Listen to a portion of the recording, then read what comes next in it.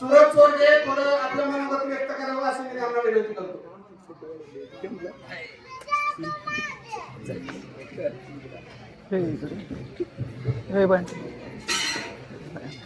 या ठिकाणी आज स्त्री शिक्षणाची मुहूर्तमेढ रवणारे आपल्या सर्वांचे जनसामान्यांचे आधारस्तंभ सर्व थोर समाज सेवक आणि शिक्षणाचे महत्व संपूर्ण जगाला सांगणारे असे क्रांतीसूर्य महात्मा ज्योतिराव फुले यांच्या 199व्या जयंतीनिमित्त आपण या ठिकाणी जमलेलो आहोत.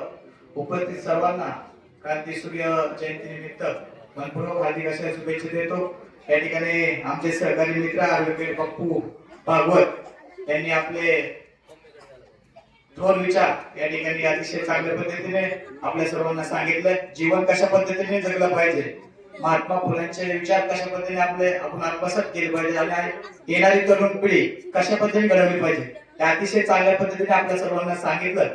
त्याबद्दल त्यांचंही युवकांच्या वतीने मनपूर्वक हार्दिक असे आभार आणि सर्वांचे आभार मानतो. आणि धन्यवाद सर. आज क्रांतीसूर्य महात्मा ज्योतिबा फुले यांच्या 199 जयंतीच्या निमित्ताने आपण व्याख्यानाच्या माध्यमातून समाज प्रबोधन केलं आणि क्रांतीसूर्य महात्मा ज्योतिबा फुले आंबेडकरी चळवळीच्या माध्यमातून आजच्या व्याख्यानाच्या समाज प्रबोधन झालं. त्या समाज प्रबोधनाने अक्षरशः अंगावर काटे शहारे उभे राहतील असे आपले प्रतिक्रिया आज समाजामध्ये दिसून आली आणि आपल्या व्याख्यानातून समाज जागृती व्हावी, फुलेशाह आंबेडकरांचा विचार घराघरांपर्यंत पोहोचावा या माध्यमातून आपण पोट तिडकीने फुलेशाह आंबेडकरांचा विचार जनतेसमोर मांडतात. अक्षरशः आपले समाजाच्या वतीने कौतुक करावं एवढं कमी आहे.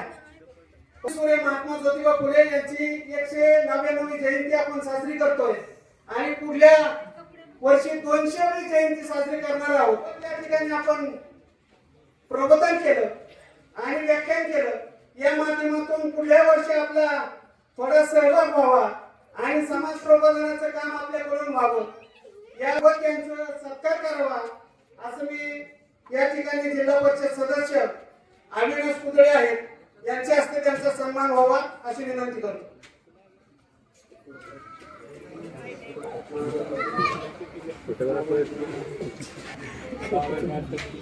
सूर्य महात्मा ज्योतिबा फुलेंचा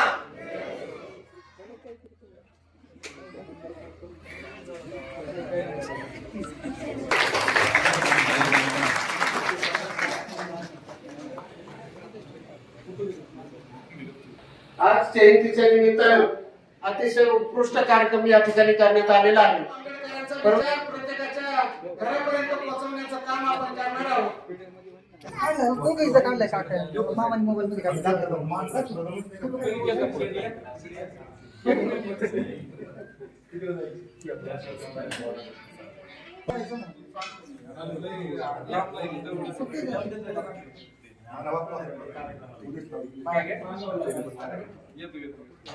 क्रांतीसूर्य महात्मा ज्योतिबा फुले यांच्या जयंतीच्या निमित्ताने यवत गावचे सरपंच समीर दोरगे या ठिकाणी उपस्थित झालेले आहेत.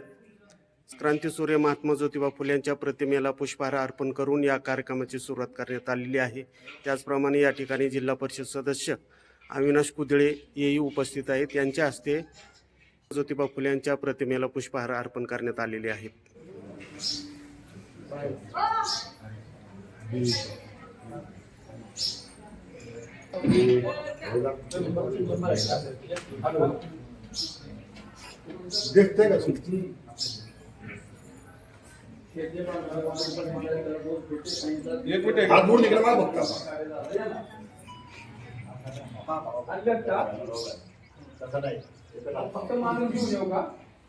क्रांतीसूर्य महात्मा ज्योतिबा फुलेंचा क्रांतीसूर्य महात्मा ज्योतिबा फुलेंचा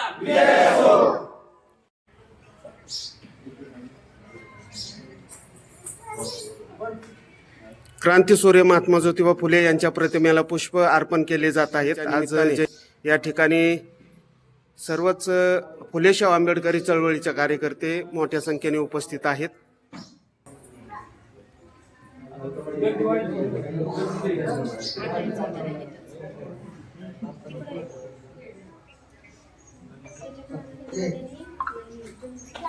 बोलायचं नाही इथल्या पलीकडे जायचं तिथे लावायचं की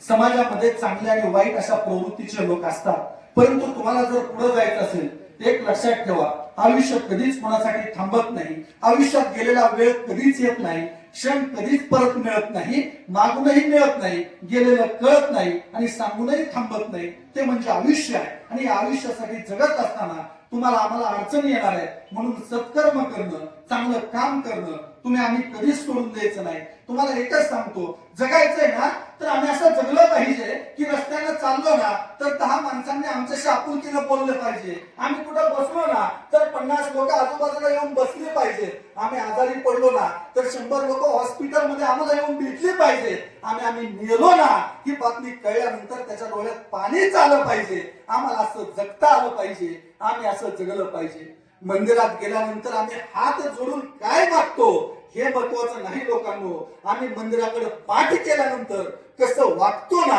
हे सगळ्यात जास्त महत्वाचं आहे. एखादा रस्त्यावरचा दगड असतो, त्या दगडाला आम्ही शेंदूर लावतो, त्याला मंदिरात नेतो आणि दगडाचा देव होतो. परंतु आम्ही दररोज मंदिरात जातो, हात जोडतो, परंतु माणसातलं माणूसपण आणि देवपण कधी जागा होत नाही. हे सुद्धा तुमच्या आमच्या ध्यानामध्ये आलं पाहिजे. अरे आपल्या आयुष्यामध्ये आपला बाप कोण असला पाहिजे हे आम्ही ठरवू शकत नाही, पण मी कोणत्या पोराचा बाप असला पाहिजे हे मात्र आम्ही ठरवू शकतो. आणि म्हणूनच एखादी मीटिंग चालू आहे, एखादं विचारसत्र चालू आहे, त्यावेळेस विचारवंतांच्या रांगेमध्ये आमचं पोरगा बसलं पाहिजे, असं पोरगा आमचं असलं पाहिजे. आणि पोराचं नाव ऐकल्यानंतर बापाची छाती अभिमानानं फुगून आली पाहिजे, असा बाप असणं गरजेचं आहे. आपला सगळ्यात जास्त जवळचा मित्र कोण आहे मला माहित नाही, आपली सगळ्यात जवळची मैत्रीण कोण आहे मला माहित नाही, पण मुलांना माझं सांगणं आहे, पालकांना माझं सांगणं आहे, आपल्या पोराचा सगळ्यात जवळचा मित्र आपला बाप असला पाहिजे. आणि आपल्या मुलीची सगळ्यात जवळची मैत्रीण आपली आई असली पाहिजे. आयुष्यात येणारं कोणतंच दुःख असं नाही की ते त्यांना सहन होणार नाही. आयुष्यात येणारी कोणतीच अडचण अशी नाही की त्याचा संघर्ष करण्याची ताकद त्या पोरांच्या मध्ये येणार नाही. सांगायचं जगाच्या पाठीवर सगळ्यात जास्त विश्वास पोरांनो आपला आपल्या आईवर असला पाहिजे आणि आपल्या बापावर असला पाहिजे. आई बापावर विश्वास असला ना तर जगाच्या पाठीवर कोणतीच अडचण येणार नाही. तुम्हाला सुद्धा ह्या निमित्तानं एक सांगायचंय, कधीतरी आमचं लेकरू शाळेतून घरी आलं ना त्याला जवळ घेत चला, त्याला विचारा आज शाळेत तुझ्या सोबत कोण होतं, तू दिवसभर बाळा काय केलं, तुझी काय चूक झाली का. एखादी छोटीशी चूक झाली ना पदरात घ्या, त्याला समजून सांगा आणि त्याला भविष्याची जाणीव करून द्या. मी तुमच्या माहितीसाठी सांगतो, फक्त एवढाच नियम पाळा, आयुष्यामध्ये तुम्हाला दुसरं काहीच कमवायची गरज पडणार नाही. कारण येणाऱ्या काळामध्ये आपला मुलगा आणि आपली मुलगी हीच सगळ्यात मोठी संपत्ती असणार आहे. नाहीतर हजारो कोटींची संपत्ती उभा राहिल्यानंतर संतती चांगली नसेल तर त्या संपत्तीचा उपयोग होणार नाही. म्हणून चांगले विचार आमच्या मुलांना देणं गरजेचं आहे. एवढी खुणगाट मात्र तुम्ही आज या व्याख्यानाच्या निमित्ताने या ठिकाणी मनामध्ये बांधा. महात्मा ज्योतिराव फुलेंचं कार्य सांगत असताना अजून एक पैलू मला त्यांचा तुमच्या समोर मांडायचा आहे. महात्मा फुलेंनी काम चालू केलं आणि महात्मा ज्योतिराव फुले एकदा रस्त्यानं जात असताना एका विहिरीच्या कठड्यावरती एक महिला उभा राहिलेली त्यांना दिसली. ते महिला रडत होती आणि रडताना तिच्या मनामध्ये विचार आला की आपण आत्महत्या केली पाहिजे. ज्योतिरावांना चाहूल लागले की तो विचित्र काहीतरी होणार आहे, वाईट काहीतरी घडणार आहे. ज्योतिराव फुले पुढे गेले, त्या बाईला विचारलं, खाली उतरवलं आणि सांगितलं तुझी अडचण काय आहे, तुला जीव कशासाठी द्यायचा आहे. त्या बाईनं सांगितलं मला एका माणसापासून दिवस गेलेले आहे, मी गरोदर आहे आणि मी जर गरोदर आहे ही दुसऱ्यांना कळलं ना तर काळ्या पाण्याची शिक्षा मला होणार आहे. म्हणून ती काळ्या पाण्याची शिक्षा घेण्यापेक्षा बदनामी सहन करण्यापेक्षा मी विहिरीत जीव देते आणि माझं आयुष्य संपून टाकते. ज्योतिराव फुलेंनी समजूत काढली आणि काशीबाई नावाची ब्राह्मण स्त्री ते घरी घेऊन आले. विचार करा, एखादी अनोळखी जर स्त्री आपल्या नवऱ्याला घरी आणली तर आपली अवस्था काय होईल, किंवा ते धाडस तुमच्या आमच्या मनामध्ये येईल का? पण क्रांतीसूर्य महात्मा ज्योतिराव फुलेंनी त्या काळी ती महिला घरी आणली, कारण बायकोचा नवऱ्यावर विश्वास होता आणि नवऱ्याचा बायकोवर विश्वास होता. घरात आणल्यानंतर त्यांनी सांगितलं, इथंच बाळंतपण होईल, इथंच बाळंतीण हो, तू निघून जा, मुलगा असू दे किंवा मुलगी असू दे, ते सांभाळण्याचं काम आम्ही करू. त्या ठिकाणी तिने एका गोंडस मुलाला जन्म दिला. तो मुलगा त्यांनी दत्तक घेतला, त्याचं नाव यशवंत ठेवलं. त्या पोराला लहानाचा मोठा केला आणि डॉक्टर बनवला.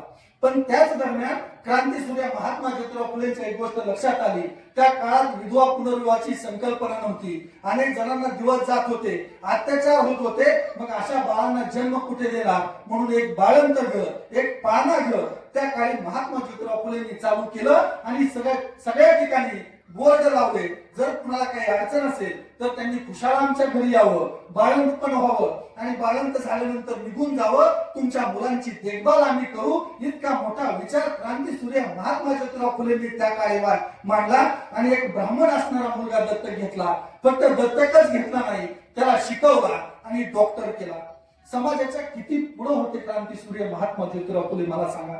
आज जरी तो विचार आम्हाला आत्मसात करायचा म्हटलं ना, तर तुम्ही आम्ही करू शकत नाही, कारण चांगले विचार, चांगल्या संकल्पना तुमच्या आमच्या मनामध्ये रुजणं आणि येणं केवळ अशक्य आहे. त्याचं कारण असं आहे, आमचं जीवन दगादगीचं झालेलं आहे. तुमचं आमचं सुखदुःख वाटून घ्यायला आम्हाला वेळ मिळालेला नाही, किंबहुना तो वेळ तुमच्या आमच्याकडे राहिला नाही. पण एक सांगतो, स्वतःचं आयुष्य तर सगळेच जगतात. किड्या मुंग्या सुद्धा जन्माला येतात आणि मृत पावतात. जन्माला येताना आपण काहीच आणलं नव्हतं, जाताना सुद्धा काहीच नेणार नाही. येताना जे कापड पहिल्यांदा आपल्या अंगावरती टाकलं त्याला देखील खिसा नव्हता. जाताना जे कपड मिळणार आहे त्याला सुद्धा खिसा नाही. मधल्या कालावधीमध्ये जे जगायचंय ना, ते स्वतःसाठी जगता जगता इतरांसाठी सुद्धा जगा. ती भावना जर तुमच्या मनामध्ये असेल ना, तर तुम्ही तुमचं आयुष्य सांगतो. आज काय झाले, आज संपत्तीला आम्ही पुढे गेलो, पण संततीला संस्कार करण्याच्या बाबतीत मात्र कुठंतरी आम्ही मागे पडायला लागलो. आज शिक्षण संस्था मित्रांनो उभा राहिलेल्या आहेत. क्रांतीसूर्य महात्मा ज्योतिराव फुलेंनी शिक्षणाचा अधिकार तुम्हाला आम्हाला दिलेला आहे, परंतु आम्ही मात्र आमची पोरं घडवायला कमी पडतोय. त्याचं कारण असं आहे, एमपीएससी आणि युपीएससी सारखे क्लासरूम अधिकारी तुमच्या आमच्या घरामध्ये तयार झाले पाहिजे, तर खऱ्या अर्थानं येणारी या पिढीमध्ये आम्हाला आमची पोरं सुद्धा व्यसनापासून दूर ठेवता आली पाहिजे. तर खऱ्या अर्थानं या महात्मा फुलेंच्या विचारांचा जागर करणं तुमच्या आमच्यासाठी तितकंच संयुक्तिक ठरणार आहे. दोन विचार प्रवाह क्रांतीसूर्य महात्मा ज्योतिराव फुलेंच्या निमित्तानं पुढे येतात. पहिला विचार प्रवाह असा आहे की क्रांतीसूर्य महात्मा ज्योतिराव फुलेंनी ब्रिटिशांना मदत केली. ते ब्रिटिश धार्जिणे होते, तर असं अजिबात नव्हतं. त्याची दोन उदाहरणं तुम्हाला या ठिकाणी देणं मला प्रामाणिकपणानं गरजेचं वाटतं. पहिलं उदाहरण असं आहे की शिक्षणाच्या बाबतीत ब्रिटिशांनी जात, धर्म आणि पंथ याच्या पलीकडे जाऊन शिक्षण संस्था चालू केल्या. त्याच्यासाठी क्रांतीसूर्य महात्मा ज्योतिराव फुलेंचा पाठिंबा होता.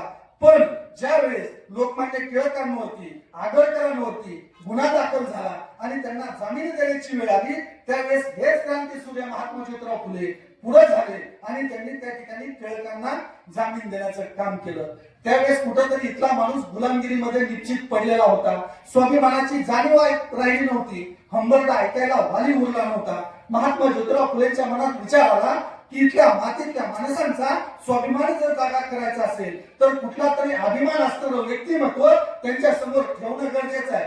महात्मा फुलेंनी अभ्यास चालू केला, वाचन चालू केलं आणि त्यांना जाणवलं की आपलं एक व्यक्तिमत्व आमच्या स्वाभिमानासाठी योग्य आहे, स्वाभिमान जागा करू शकतं. त्यांनी पुस्तकं वाचली, बाजूला ठेवली आणि थेट रायगड गाठला. रायगडावरती गेले, त्या ठिकाणी असणारी छत्रपती शिवाजी महाराजांची समाधी साफ केली. झाडात, झुडपात, पालात सगळं बाजूला केलं आणि स्वच्छता केल्यानंतर 2 क्षण तिथंच बसले, नतमस्तक झाले आणि नतमस्तक झाल्यानंतर जगाच्या पाठीवरची असणारी पहिली शिवजयंती क्रांतीसूर्य महात्मा ज्योतिराव फुलेंनी या ठिकाणी साजरी केली. आम्हाला इथपर्यंत माहिती आहे, पण त्याला पुढचा एक टप्पा तुम्हाला सांगतो की महात्मा फुलेंच्या निधनानंतर लोकमान्य टिळकांनी जी शिवजयंती पुढे चालू ठेवली, तशीच शिवजयंती चालू असताना 2 शिवजयंती महोत्सवाचं अध्यक्षपद परमपूज्य डॉक्टर बाबासाहेब आंबेडकरांनी देखील स्वीकारलेलं आहे. आता मला तुम्हाला प्रश्न विचारायचा आहे, परमपूज्य डॉक्टर बाबासाहेब आंबेडकरांनी महात्मा ज्योतिराव फुलेंना गुरु मानलं, महात्मा ज्योतिराव फुलेंनी छत्रपती शिवाजी महाराजांना गुरु मानलं, मग जर या महापुरुषांनी एकमेकांचे आदर्श नजरेसमोर ठेवत असताना जात पाहिला नाही, धर्म पाहिला नाही, पंथ पाहिला नाही, तर यांचे विचार अंगीकारत असताना आम्ही सुद्धा जात धर्म आणि पंथाच्या पलीकडे जाणं अतिशय गरजेचं आहे. ही गोष्ट सुद्धा तुम्ही आम्ही लक्षात ठेवणं गरजेचं आहे. आज भारताला स्वातंत्र्य मिळून कित्येक वर्ष झालेली आहे, परंतु आज सुद्धा जात आमच्या मनामधून जायला तयार नाही. आम्ही समतेचा जागर करत असताना तीच वर्तणूक आमच्या हातून मात्र घडत नाही. ही वस्तुस्थिती तुम्हाला आम्हाला माहिती असणं गरजेचं आहे. एक गणेश नावाचा ब्राह्मण समाजाचा मुलगा आणि एक सारजा नावाची मुलगी, या दोघांचं प्रेम झालं आणि प्रेम झाल्यानंतर त्या दोघांना असं वाटत होतं की आपण कुठंतरी लग्न केलं पाहिजे. त्यावेळेच्या वर्ण व्यवस्थेला, त्यावेळेच्या जात व्यवस्थेला ही गोष्ट रुचली नाही, पटली नाही, म्हणून त्यांनी त्या ठिकाणी त्या दोघांची धिंड काढली. धिंड काढल्यानंतर सावित्रीबाई फुले त्या ठिकाणी पदर खोचून त्यांच्या समोर उभा राहिल्या. ब्रिटिश पोलिसांना फोन केला, बोलवून घेतलं, त्यांना धमकी दिली, त्या दोघांची सुटका केली आणि दोघांचा पहिला आंतरजातीय विवाह देखील सावित्रीबाई फुलेंनी लावून दिलाय. ही गोष्ट सुद्धा तुमच्या आमच्या मनामध्ये नक्की ठेवा. मित्रांनो, किती मोठं कार्य आहे. प्लेगची साथ पसरली आहे, क्रांतीसूर्य महात्मा ज्योतिराव फुलेंनी काम केलंय, आदंग वायूचा झटका आलाय, त्यात त्यांचं निधन झालंय आणि मग कुठंतरी वाटायला लागलं की ही चळवळ थांबते की काय. परंतु ही चळवळ थांबली नाही. प्लेगची दुसरी लाट आली. एक उदाहरण लक्षात ठेवा, माऊली किती किती कर्तृत्ववान होती आणि तिनं तुमच्या आमच्यासाठी काय केलंय. ज्यावेळेस प्लेगची साथ पसरली त्यावेळेस त्यांचा डॉक्टर यशवंत असणारा मुलगा त्या ठिकाणी लष्करी हॉस्पिटलमध्ये कामाला लागला होता, चांगला पगार मिळत होता. आता जशी कोविड मध्ये परिस्थिती झाली ना, भाऊ भावाच्या शेजारी जात नव्हता, माणूस माणसाशी बोलत नव्हता, घरातून आम्ही बाहेर पडत नव्हतो. 50 रुपयाचं रेमडिसिव्हिर आमच्यासारख्या स्वार्थी माणसांनी 5,000 रुपयापर्यंत विकलं आणि अडचणीत सुद्धा संधी शोधली रे. स्वतंत्र भारतात आम्ही इतक्या हीर पातळीला गेलो, परंतु पारतंत्र्यात असताना ज्योतिराव फुले आणि क्रांतीबाई कशा वागल्यात बघा. प्लेगची साथ पसरली, माणसं पटापटा मरायला लागली. दिवसाला 50-50, 100-100 माणसं मरत होती. पुण्यामध्ये प्लेगनं थैमान घातलं होतं. सावित्रीबाई फिरत होत्या, त्यांनी आपल्या पुराला बोलवून घेतलं, डॉक्टर मुलाला दवाखाना चालू केला, हडपसर मध्ये उपचार चालू झाले आणि त्यांना वार्ता मिळाली की मुंबईमध्ये एका पोराला त्या ठिकाणी प्लेगनं गाठलेलं आहे, प्लेगची लागण झालेली आहे. सावित्रीबाई फुले चालत चालत 10 किलोमीटर मुंबईला गेल्या. त्या पोराला त्यांनी जवळ घेतलं, बाकीच्यांना सांगितलं मला थोडी मदत करा, याच्यावर आपण उपचार करू. एक सुद्धा माणूस जवळ आला नाही. सावित्रीबाईंनी त्याला पाठीवर टाकलं आणि ती माऊली 10 किलोमीटर चालत त्या ठिकाणी दवाखान्यात आली. यशवंतला सांगितलं, त्याच्यावरती उपचार केले. ते पोरगं वाचलं, परंतु त्या पोरावरती उपचार करत असताना मात्र त्या ठिकाणी सावित्रीबाईंना प्लेगच्या रोगाची लागण झाली आणि सावित्रीबाईंचा मृत्यू झाला. आता महात्मा ज्योतिराव फुलेंचा मृत्यू झाला आम्हाला माहिती आहे, सावित्रीबाईंचा पण मृत्यू झाला आम्हाला माहिती आहे. पण एक दुर्दैवाची गोष्ट आजही सांगतो, या प्लेगच्या साथीमध्ये काम करत असताना सावित्रीबाईंचा मृत्यू झाला ही नोंद अद्यापपर्यंत सरकार दप्तरी नाही. ही तुमची आमची शोकांतिका आहे. त्याच्या पुढचा टप्पा सांगतो, जगाच्या पाठीवरती पती पत्नी आणि मुलगा हे तिघही समाज व्यवस्थेसाठी निधन पावणार हे पहिलं उदाहरण आहे. ज्यावेळेस प्लेगची पुढची साथ आली आणि डॉक्टर यशवंतनं उपचार करायला सुरुवात केली, त्याच्यामध्ये त्याचा सुद्धा मृत्यू झाला. ही गोष्ट तुम्ही आणि आमच्या काळजात पूर्ण गरजेचं आहे, कारण ह्या संपूर्ण कुटुंबानं तुमच्या आमच्या उद्धारासाठी, तुमच्या आमच्या भवितव्यासाठी अहोरात्र झटत असताना स्वतःचं बलिदान दिलेलं आहे. महात्मा ज्योतिराव फुले काबाड कष्ट करत असताना एक गोष्ट त्यांच्या ध्यानात आली की इथला शेतकरी जोपर्यंत जगत नाही, इथला शेतकरी जोपर्यंत टिकत नाही, तोपर्यंत इथल्या समाज व्यवस्थेमध्ये परिवर्तन घडणार नाही.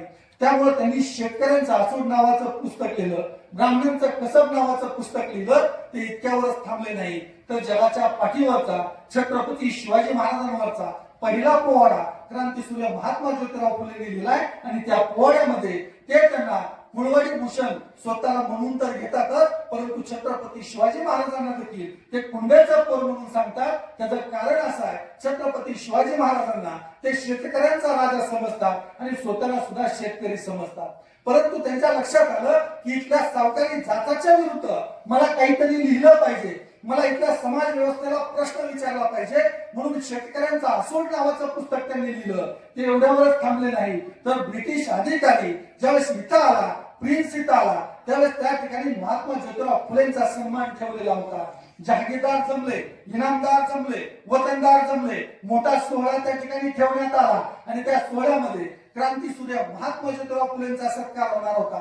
सगळे चांगले कपडे घालून गेले होते, परंतु हा महात्मा स्वतःच्या अंगावरती घोंगडी टाकलेली, फक्त धोतर घातलेले, त्या राजदरबाराच्या समोर उभा राहिला, आतमध्ये जायची विनंती करायला लागला. सुरक्षा रक्षक आतमध्ये जाऊ देणार. शेवटी महात्मा ज्योतिराव फुलेंनी सांगितलं, ज्याच्यासाठी कार्यक्रम घेतलाय ना तो मीच आहे. महात्मा ज्योतिराव फुलेंना आतमध्ये सोडलं.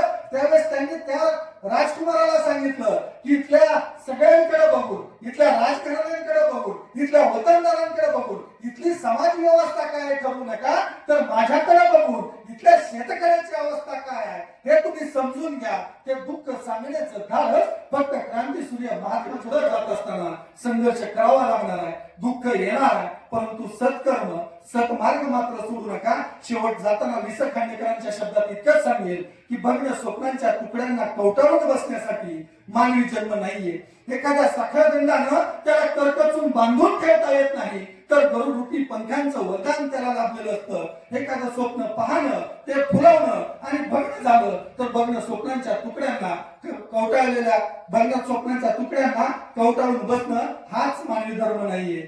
शेवटी इतकंच सांगेल, आयुष्य छान आहे, थोडं लहान आहे, रडतोच काय वेड्या, लढण्यात शान आहे, अश्रूच यार माझा मदिरे समान आहे, काट्यातही फुलांची झुलती कमान आहे, उचलून घे हवे ते दुनिया दुकान आहे, आणि जगणे निरर्थक म्हणतो तोच बेमान आहे, तोच बेमान आहे. धन्यवाद. पुन्हा एकदा आपल्या सगळ्यांचे मनापासून आभार व्यक्त करतो आणि थांबतो. धन्यवाद. जय ज्योती, जय क्रांती.